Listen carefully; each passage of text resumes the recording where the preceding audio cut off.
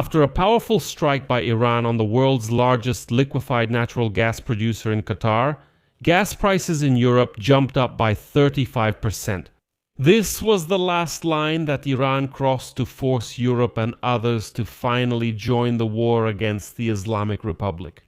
Today, a number of European countries and Japan condemned Iran's attacks on civilian energy infrastructure in the Persian Gulf and declared their readiness to join efforts to ensure the security of the Strait of Hormuz. Although just yesterday all of them refused to send their ships to this region. In Tehran, they were quick to declare that if the Europeans enter the war, their countries will also become targets for strikes. At the same time, Iran turned to neighboring states and urged them to be on alert, because the regime is ready to launch new strikes. In this episode, we will also discuss with you whether blocking the Strait of Hormuz actually harms Europe more than anyone else.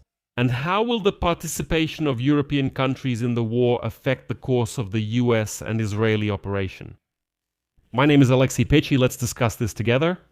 Before we start this episode, I ask you to subscribe to this channel, like the video, and leave any comment under this video. This really helps the YouTube algorithms recommend this episode to as many viewers as possible. Also, subscribe to my Telegram channel, Pechiy News. The link is in the description of this video. There we post breaking news as it comes in. So, France, the United Kingdom, Germany. Next, the Netherlands and Japan today, on Thursday, condemned the Iranian attacks on civilian energy infrastructure in the Persian Gulf and stated their readiness to join efforts to ensure the security of the Strait of Hormuz. The countries mentioned today issued a joint statement which says, quote, We demand an immediate and universal moratorium on attacks against civilian infrastructure, particularly oil and gas facilities, and declare our readiness to join the necessary efforts to ensure the security of passage through the strait. We strongly condemn the recent attacks by Iran on unarmed merchant ships in the Persian Gulf, attacks on civilian infrastructure, particularly oil and gas facilities, as well as the de facto closure of the Strait of Hormuz by Iranian forces. The United Kingdom, which just 3 days ago refused to send warships to unblock the Strait of Hormuz, has also changed its mind and joined other countries.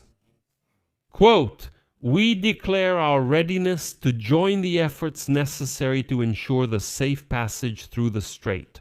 We call on Iran to immediately stop its threats, the laying of mines and attacks with drones and missiles, as well as other attempts to block the strait for commercial shipping. We express our readiness to contribute to relevant efforts to ensure safe passage through the strait.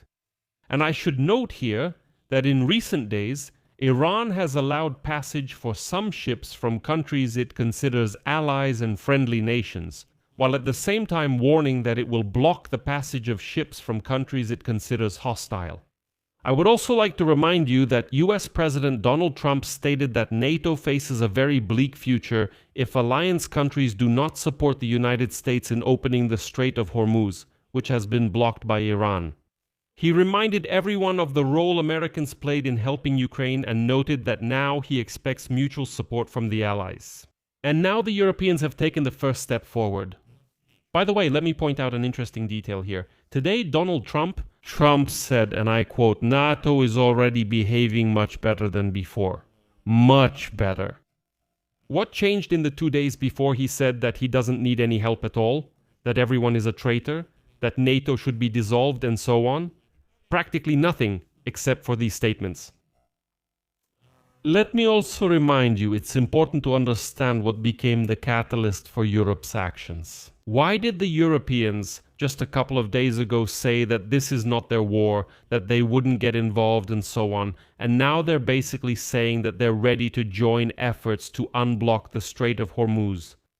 So the catalyst was the price of gas. The price of gas in Europe soared by 35% and reached over 67 euros per megawatt hour. Since the start of the US and Israel war in Iran, the cost of gas in Europe has more than doubled. The sharp price increase was caused by Iran's missile strikes on the industrial city of Ras Laffan in Qatar.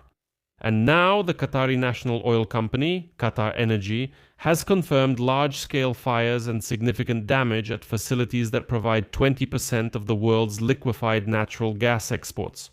In addition, the Habshan gas facility in Abu Dhabi has also stopped operating due to falling missile debris. US President Donald Trump stated that he is ready to take retaliatory measures in case of repeated attacks on Qatar's infrastructure, but he decided not to respond to these attacks in any way. And right now, the exact timeline for resuming gas supplies is unknown. Analysts at Global Risk Management note that repair work in Qatar could last for several years. And today, Qatar's Minister of Energy, Minister Al-Kabi, stated directly that it will take 3 to 5 years to restore all capacities and repairs will cost at least $26 billion. There is already a gas shortage on the global market, and European countries are forced to compete with Asian buyers for available fuel supplies. In Tehran, they fully understand the scale of the problem for Europe, so today Iran's Foreign Minister Abbas Araghchi stated that the US allies Abbas помогают Вашингтону открыть Ормузский пролив, рискуют стать, цитата, соучастниками в военных преступлениях. Намекая на то, что Европа и Япония могут стать новыми целями для Ирана. And now, in light of the fact that the Europeans have declared their readiness to go to war to unblock the Strait of Hormuz, let's discuss how exactly this blockade affects Europe. He stated how exactly this blockade puts both him and his supporters in a position where Europe simply has to enter this war, which, by the way, was not coordinated with them. Because Donald Trump is supposedly protecting gas and oil supplies to Europe, even though, by the way, no one in Europe actually asked Trump for this, just like no one asked him to start this war. Nevertheless, the blockade of the Strait of Hormuz, of course, creates problems for the transportation of crude oil, LNG, and fertilizers, and has a significant impact on European countries. According to the Vienna Institute for Supply Chain Studies, the Complexity Science Center, and Delft University, among the member states of the European Union, Italy has suffered the most from this war. Every year, it is Italy that buys goods from the Persian Gulf countries totaling almost $10 billion. Of that amount, about $4.5 billion is for LNG from Qatar and another $3.2 billion for propane. But there's really nothing surprising here. It would be strange if Italy, given its geographical location, didn't buy gas and propane from Qatar. Belgium is also under great threat. This mostly concerns Zeebrugge, through which about $6 billion worth of Qatari LNG is imported every year. In addition, a significant part of the diamond trade from the United Arab Emirates passes through the port of Antwerp. The United Kingdom imports almost $13 billion worth of goods from the Persian Gulf countries every year, and by the way, is the most affected country in Europe. But Germany and France have economies that are the least dependent on individual countries. And they are the least tied to trade with the Persian Gulf countries. So it's no surprise that the German defense minister says, listen, this isn't our war, why should we get involved in it? Germany imports about $5.7 billion worth of goods from the Persian Gulf countries every year. And most of that, specifically $4.2 billion, comes from the United Arab Emirates. You might say, well, listen, $5.7 billion is also a significant amount. So, accordingly, Germany is missing out on something from the Persian Gulf countries. And it's important to note here that we're mainly talking about the import of ships, yachts, and industrial equipment, not energy resources. Qatar supplies goods worth $0.6 billion, that's $600 million, mainly due to the sale of propane and specialty gases. So there's a big question here. Why should Germany even get involved in this war, which was personally started by Donald Trump, and it's very important to note, without even consulting his NATO allies from Germany? I'm not discussing if starting this war was right or wrong. No one denies the fact that yes, Iran could have developed nuclear weapons, that Iran was basically terrorizing the entire Middle East region, that Iran is a great evil, no one argues with that.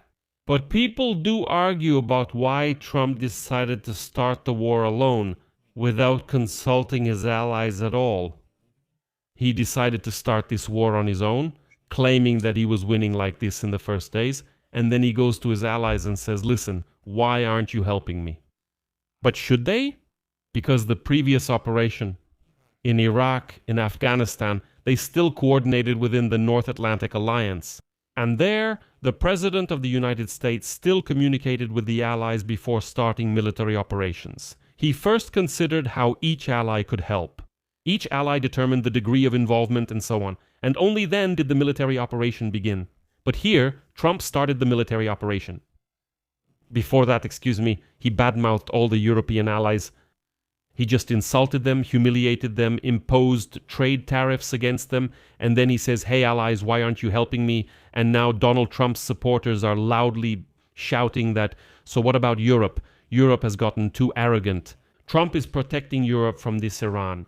But Europe doesn't want to get involved in this war. First of all, nobody asked Donald Trump to start this war. And secondly, you need to consult with your allies. You can't just start a war so overconfidently, pompously, and arrogantly, saying that you don't need anyone and then later asking for some kind of help. I'll leave it at that. Share your opinions and conclusions in the comments below this episode. Subscribe to the channel, hit the bell, and don't forget to like. If you found this episode interesting and useful, and you want to support our YouTube channel, you can do so financially with any donation, subscription, or sponsorship on YouTube. It's very easy to do. All the links and details are in the description of this video. Or you can use the button below to subscribe and become a sponsor. Or you can scan the QR code on your screen. This is the most convenient way to support our channel with a one-time donation. I will be grateful for any support you can give. That's all for now. Take care of yourselves. Goodbye, everyone.